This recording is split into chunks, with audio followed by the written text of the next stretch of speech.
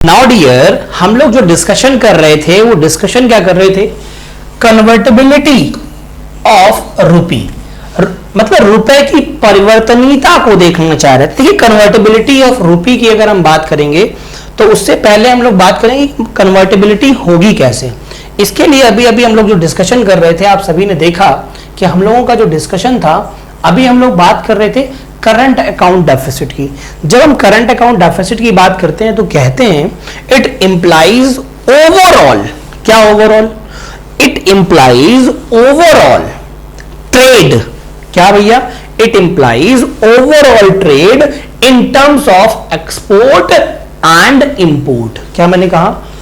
जितना हमने एक्सपोर्ट और इंपोर्ट किया है, यही बात अभी हमने आपको बार बार बताई कि भैया एक्सपोर्ट और इंपोर्ट की टर्म में ये रहेगा, ठीक है। अच्छा, अब मेरी बात को बड़ी गौर से सुनिएगा। यहां कह रहे हैं कन्वर्टिबिलिटी, भैया पैसा परिवर्तित होगा तो कैसे होगा? करंट अकाउंट कन्वर्टिबिलिटी, मतलब कहने का मतलब current account deficit, current account surplus, और अब बात आती है करंट अकाउंट कन्वर्टेबिलिटी की। अगर मैं करंट अकाउंट कन्वर्टेबिलिटी की बात करूं तो कहते हैं money classify under the current account can be easily converted, मतलब आसानी से, या आप ऐसे कह सकते हो कि जो रुपया है वो आसानी से कुछ ऐसी चीजें कन्वर्ट हो जाती हैं, या कुछ ऐसी करेंसी हैं जो आसानी से कन्वर्ट हो जाती हैं।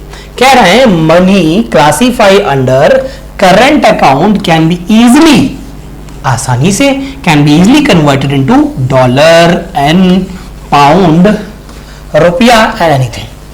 इसका मतलब क्या हुआ कि चालू खाते के तहत वर्गीकृत जो धन है को आसानी से डॉलर में, एन में, पाउंड में, रुपया में आदि में परिवर्तित किया जा सकता है। लेकिन कैपिटल अकाउंट कन्वर्टेबिलिटी के तहत कहा गया है money classify under capital account can not be easily converted into different currency, cannot be converted into different currency.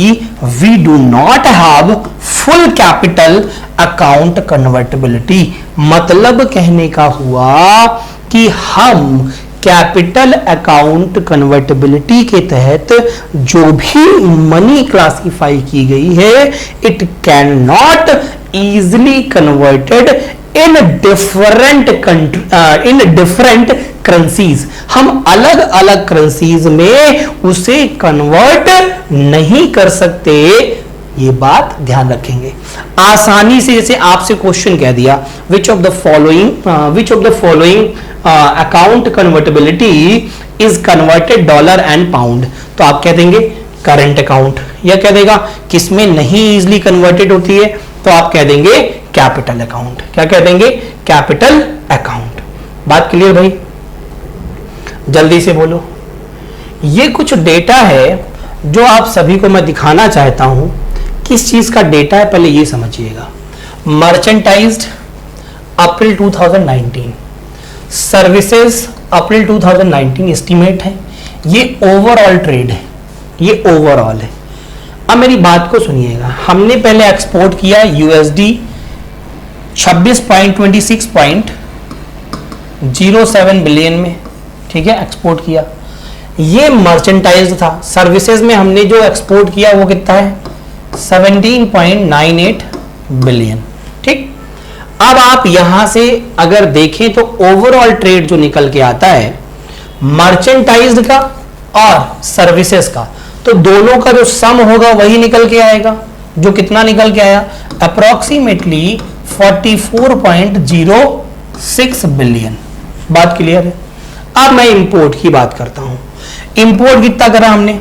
Import जो हम कर रहे हैं वो 41.4 बिलियन कर रहे हैं, ठीक है, किसका? मर्चेंटाइज का। सर्विसेज में जो इंपोर्ट कर रहे हैं 11.43 बिलियन का कर रहे हैं। दोनों का अगर मैं सम करूं तो अप्रोक्सीमेटली निकल के आएगा 52.83 बिलियन। अब मेरी बात सुनिएगा और समझिए। ये ओवरऑल मर्चेंटाइज और सर्विसेज का है। देखो, एक्सपोर्ट हमने इतने बिलियन किया, मतलब 44.06 बिलियन का एक्सपोर्ट किया, और जो हमने इंपोर्ट किया, मतलब जो हमने अपने यहां के प्रोडक्ट्स को बेचा या सेल किया, ठीक है, या जो प्रोडक्ट हमने बनाए उन्हें जो हमने बेचा वो 44.06 बिलियन के थे। लेकिन जो हमने खरीदे वो कितने थे माय डियर? वो थे 52.83 बिलियन के। अब अगर मैं मोटा मोटा हिसाब निकालूं तो ये हो गए 3 और ये हो गया 2 और 3 में 2 1, ठीक है, एक सेकेंड, 3 में 2 1 नहीं, दैट इज ये 7 हो जाएगा और 7, ठीक है, और फिर कितना हो जाएगा भाई? ये हो जाएगा आपका 7.12 में 8 4। मतलब कहने का अप्रोक्सीमेटली जो आपको लॉस हो रहा है वो 8.77 बिलियन का हो रहा है। तो ये क्या हुआ? ये आया आपका ट्रेड डेफिसिट, ये आया नेट ऑफ सर्विस डेफिसिट, और ये आया आपका टोटल ट्रेड डेफिसिट, मतलब ओवरऑल ट्रेड डेफिसिट। मतलब वही है, आमदनी 98 है, खर्चा 2 रुपया है, कमाए 44 रुपए, खर्च कर दिए 52 रुपए। मोटा मोटा हिसाब समझो, कमाए 44 रुपए और खर्च कर दिए कितने मैंने? 52 रुपए। तो अब बताओ, जब भैया इतना खर्च करोगे तो घाटा तो होगा होगा, तो क्या होगा? घाटा तो होगा होगा। तो इसी को क्या कहा गया है? It's a part of deficit. बात क्लियर हो गई? चलिए आगे बढ़ेंगे और बात को समझने का काम करेंगे। किसको हम समझने अब चल रहे हैं भाई? हम समझने जा रहे हैं डिफरेंट सेक्टर्स में जो हमने एक्सपोर्ट किए। क्या मैंने कहा? डिफरेंट सेक्टर्स में जो हम लोगों ने एक्सपोर्ट किए हैं उन्हें हम समझने का काम करने वाले हैं, ठीक है, उन्हें हम समझने का क्या करने वाले हैं? काम करने वाले हैं। क्या है ये? कह रहा है 2019 अप्रैल का जो एक्सपोर्ट ड्यूरिंग डेटा है वो आपको हम बताने वाले हैं। हालांकि आपको मैं एक करंट डेटा भी एक्सपोर्ट और इंपोर्ट का दे दूंगा जो कि आपका 2020 का होगा। किसका होगा? 2020 का होगा, जो कि आप खुद भी इसे एक बार देख सकते हैं, पीआईबी से चेक कर सकते हैं, गवर्नमेंट की साइट से, इसमें कोई इशू नहीं है, ठीक है। अब देखिएगा और समझिएगा थोड़ी सी बात को। यहां पर सभी लोग कह रहे हैं एक्सपोर्ट ड्यूरिंग, हमने जो चीजें एक्सपोर्ट की ड्यूरिंग अप्रैल 2019, उसमें जो सबसे ज्यादा एक्सपोर्ट जो हो रहा है वो क्या हो रहा है? Petroleum products, electronic goods, organic and inorganic chemicals, then textile industries की सारी बात चीजें, और ड्रग एंड फार्मास्यूटिकल। जो पेट्रोलियम प्रोडक्ट्स हैं ये हम 30.75% के आसपास कर रहे हैं। जो इलेक्ट्रॉनिक गुड्स हैं वो 27.78% कर रहे हैं। जो ऑर्गेनिक और इनऑर्गेनिक केमिकल्स हैं वो 15.06% कर रहे हैं। जो आपके टेक्सटाइल इंडस्ट्रीज हैं उसमें 4.42% के आसपास है। और जो आपका ड्रग्स और फार्मास्यूटिकल्स है उसमें 4.03% के आसपास का एक्सपोर्ट कर रहे हैं। तो कहीं ना कहीं अगर आप देखेंगे तो हम यहां पर एक बेहतर स्थिति में हैं, लेकिन अब धीमे धीमे वो स्थिति क्या हो रही है? गड़बड़ हो रही है। क्यों? इसलिए गड़बड़ हो रही है, हमने एक्सपोर्ट तो इतना किया बट अब हम इंपोर्ट भी बहुत कर रहे हैं। क्या इंपोर्ट कर रहे हैं? जैसा कि डेटा भी आपने देखा और ऑलरेडी डेटा आपके सामने है। ट्रांसपोर्ट इक्विपमेंट में हम अप्रोक्सीमेटली 31.69% का इंपोर्ट कर रहे हैं। वेजिटेबल ऑयल, अब समझ रहे हैं, वेजिटेबल ऑयल का मतलब जो वनस्पति तेल है ना, वनस्पति तेल जो है यहां पर भी हम लोग क्या कर रहे हैं? एक्सपोर्ट कर रहे हैं, सॉरी इंपोर्ट कर रहे हैं। नेक्स्ट अगर मैं बात करूं, यहां पे डिफरेंट टाइप के स्टोन्स, या आप कह सकते हो रूबीज, नीलम, इस तरीके के जो बेहतरीन तरीके के जो मोती होते हैं या पत्थर होते हैं, उनका भी हम स्टोन्स का भी क्या कर रहे हैं? इंपोर्ट कर रहे हैं। ठीक। नेक्स्ट आता है वुड एंड वुड प्रोडक्ट्स। लकड़ी और लकड़ी से संबंधित कुछ आइटम्स को अब आप समझ सकते हो। देखिए लकड़ी जैसे बात आती है ना, तो मेरे दिमाग में एक तुरंत बत्ती जल जाती है कि हम और आप सभी लोग क्या कर रहे हैं, डिफॉरेस्ट्रेशन कर रहे हैं कि नहीं कर रहे हैं। अब एक बात बताइए, जब डिफॉरेस्ट्रेशन करोगे तो जो वन होंगे, पेड़ पौधे होंगे, जो फॉरेस्ट होंगे, उन्हें काट पीट के बराबर कर दोगे, तो एक बार तो लकड़ी मिल जाएगी, अब दोबारा तो मिलनी नहीं है क्योंकि पेड़ पौधा तो है नहीं, है ना। तो कहीं ना कहीं यहां से हमारे जो एनवायरनमेंट और इकोलॉजिकल सिस्टम है उस पर भी बहुत ज्यादा मात्रा में इम्पैक्ट पड़ेगा। देखिए एक बात ध्यान रखिए, कई बार ये स्टेट पीएससी में क्वेश्चन पूछा गया है कि निम्नलिखित में से पृथ्वी के कितने क्षेत्रफल पर वन होने चाहिए जिससे कि पृथ्वी के पर्यावरण और पारिस्थितिकी तंत्र को बेहतर या अच्छा बनाया जा सके। तो ओवरऑल जो भी अर्थ है या जिस भी स्टेट का जो भी एरिया है या जिस भी कंट्री का जो भी एरिया है, वॉट एवर द एरिया, उस जगह का या उस क्षेत्रफल का 33% होना चाहिए जिसपे फॉरेस्ट हो, जिससे क्या होगा, एनवायरनमेंट एंड इकोलॉजिकल सिस्टम बेहतर रहेगा। तो ये वुड से बात निकल के आई, कहां से निकल के आई, वुड से, कि भाई वुड भी खरीद रहे हैं, अगर फॉरेस्ट होते बहुत ज्यादा मात्रा में 33% से अबव होते तो हमें कोई इशू ही नहीं था, हम डिफॉरेस्टेशन कर लेते। पर एक समस्या और आ जाती है कि अब क्या चल रहा है, अब चल रहा है अर्बन रेवोल्यूशन। अर्बन रेवोल्यूशन का मतलब होता है शहरीकरण की क्रांति चल रही है, नगरीकरण की क्रांति चल रही है। अगर आप बात करेंगे, अगर डिफॉरेस्टेशन आप नहीं करोगे तो इंडस्ट्री कैसे लगाओगे, क्योंकि इंडस्ट्री घर में तो नहीं लग जाएगी, यस और नो। अब इंडस्ट्री अगर लगेगी तो आदमियों के रहने के लिए चाहिए। तो इसका एक सबसे बड़ा जो फैक्ट है वो ये भी है कि भाई जो पॉपुलेशन है ना वो बहुत ज्यादा ग्रो कर रही है, तो कहीं ना कहीं पॉपुलेशन पर भी कंट्रोल होना चाहिए। मतलब कहने का जनसंख्या नियोजन पर भी कार्य करना चाहिए सरकारों को। ठीक, अब अगली बात क्या आ रही है, ऑर्गेनिक एंड इनऑर्गेनिक केमिकल्स पर भी हम लोग 0.06% का क्या कर रहे हैं, इंपोर्ट कर रहे हैं। तो ये इंपोर्ट का कुछ डेटा था, और इससे पहले का जो डेटा हम लोगों ने दिखाया वो किसका था, एक्सपोर्ट का था। अब प्रश्न आता है एफडीआई। एफडीआई का मतलब क्या हुआ, अभी अभी मैंने आप सभी को फुल फॉर्म बताया था, फॉरेन डायरेक्ट इन्वेस्टमेंट।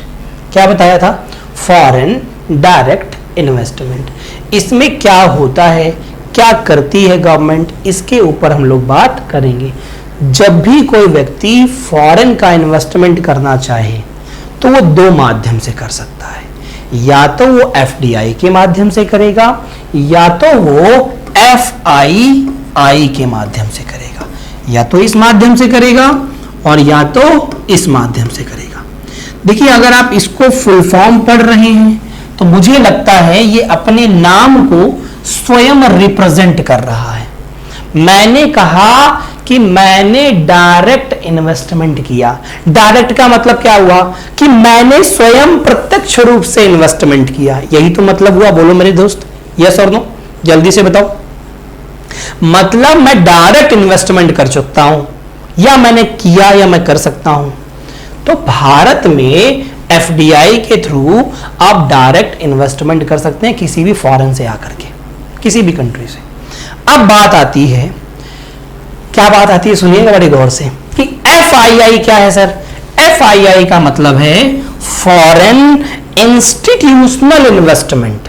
इसका मतलब है कि मैंने किसी का सहारा लिया, वो कोई एक इंस्टीट्यूशन है जो मुझे इन्वेस्टमेंट के रास्ते बताएगा, जो मुझे इन्वेस्टमेंट के प्लेस बताएगा कि आप यहां इन्वेस्टमेंट करिए, आप मेरे माध्यम से इन्वेस्टमेंट करिए।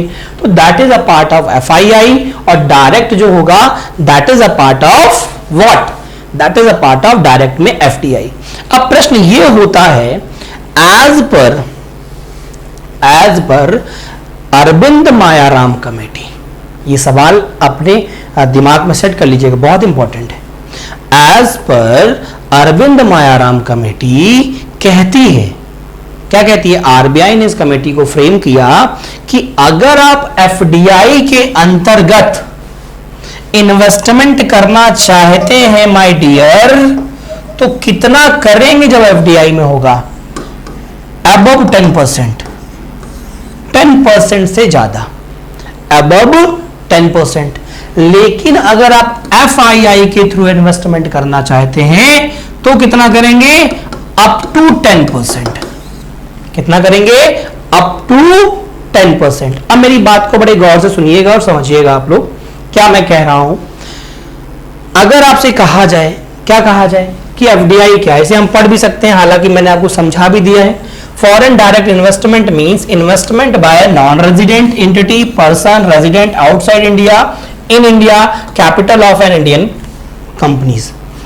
देखो सिंपल से समझना, जैसे मैंने कहा मैं भारतीय हूं, ठीक है, मैं भारतीय हूं, मेरी एक कंपनी है, ठीक है, उस कंपनी में मान लीजिए डोनाल्ड ट्रंप साहब की चली गई सरकार, अब तो राष्ट्रपति है नहीं और ही इज अ बिजनेसमैन, तो उन्होंने कहा कि हम आपकी कंपनी में इन्वेस्टमेंट करना चाहते हैं। तो उन्होंने कहा कि हम डायरेक्ट इन्वेस्टमेंट करेंगे। क्यों? देखो डायरेक्ट वही व्यक्ति करता है जिसके पास थोड़ा नॉलेज होता है। यस और नो? नॉलेज किस बात का? नॉलेज यहां कोई एजुकेशन का नॉलेज नहीं है, बिजनेस करने का नॉलेज। क्योंकि इन्वेस्टमेंट क्या है? इन्वेस्टमेंट एक बिजनेस का पार्ट है। अब आपको नॉलेज नहीं है, आपने इन्वेस्टमेंट ऐसी जगह कर दिया जो कंपनी डूब गई, तो फिर समस्या हो जाएगी। तो हम जो डोनाल्ड ट्रंप है उन्होंने कहा आपकी कंपनी में हम इन्वेस्टमेंट करना चाहते हैं, तो हमने उनको बताया कि भारत में जो हमारी रिजर्व बैंक ऑफ इंडिया है उसने कमेटी फ्रेम की है। वो कमेटी कहती है, क्या नाम है कमेटी का बताया मैंने? एज पर अरविंद माया राम कमेटी। अरविंद मायाराम कमेटी कहती है कि अगर कोई व्यक्ति इन्वेस्टमेंट करना चाहता है तो एफडीआई के थ्रू तभी कर पाएगा जब वो कंपनी के कैपिटल का 10% से ज्यादा का इन्वेस्ट करे। सपोज करो मेरी कंपनी 100 करोड़ की है, कितने की है? 100 करोड़ की। तो अगर ट्रंप साहब इन्वेस्टमेंट करना चाहते हैं तो 100 करोड़ का 10% से ज्यादा क्या हुआ? अब भाई 10 पॉइंट समथिंग ले लिया तो भी हो गया, या कह दिया 11 करोड़ हो गया तो भी हो गया। 10% से ज्यादा चाहिए मुझे तो कुछ भी हो सकता है, 11%, 12%, 13%, 25%, वट एवर द थिंग, पर 10% से ज्यादा होगा। लेकिन अगर एफआईआई के थ्रू होगा तो अप टू 10% होगा। मतलब वो 0.1 भी हो सकता है, वो 1 भी हो सकता है, वो 2 भी हो सकता है, वो 2.5 भी हो सकता है, वो 1.5 भी हो सकता है, वो 3.5 भी हो सकता है, 4 भी हो सकता है, वॉट एवर, पर वो अप टू 10 होगा, 10 से ज्यादा नहीं हो सकता एज पर एफआईआई। आप लोग अक्सर सुनते होंगे, जैसे कई बार आप सुनते हैं कैपिटल मार्केट में शेयर बाजार अचानक से गिर जाता है। कैसे गिर जाता है? होता क्या है, मार्केट में जो एफआईआईज होते हैं, मार्केट में जो एफआईआईज होते हैं वो सडनली अपने पैसे को विड्रॉ कर लेते हैं। अब सडन कोई ऐसा काम क्यों करेगा? वो इसलिए किया जाता है कि वो मार्केट को देखते हैं कि जो मार्केट चल रहा है वो किस बिहाफ पर चल रहा है। क्या भारत में, जैसे आपने देखा होगा जब पिछले लास्ट ईयर कोविड आया था या कोरोना आया था, तो जो हमारा शेयर बाजार था या जो कैपिटल मार्केट था, शेयर बाजार था, वो पूरा कितना गिर गया था। लेकिन अब देखिए अब कितना बढ़ गया है। जो शेयर उस टाइम पे 100 रुपए का था वो आज 200 रुपए 250 रुपए का हो गया है। तो अलग अलग शेयर, अब शेयर ऐसे थोड़ा ना बढ़ता है, कंपनी की भी तो फेस वैल्यू होनी चाहिए, उसकी वैल्यू भी तो होनी चाहिए। ऐसा तो नहीं कि अपने आप गिर जाएगा अपने आप बढ़ जाएगा। इस बात को आप ध्यान रखेंगे।